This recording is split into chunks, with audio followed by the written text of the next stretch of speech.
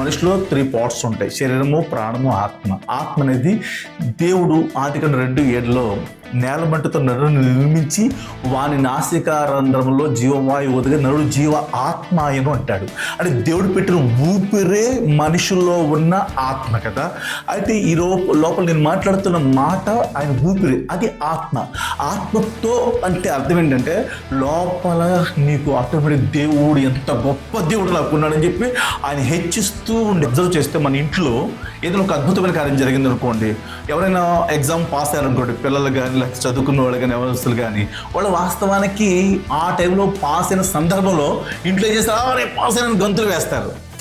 ఆ గంతులు మనసులో ఆత్మలో లోపల నుంచి అది వచ్చిన లైన్ వేరు.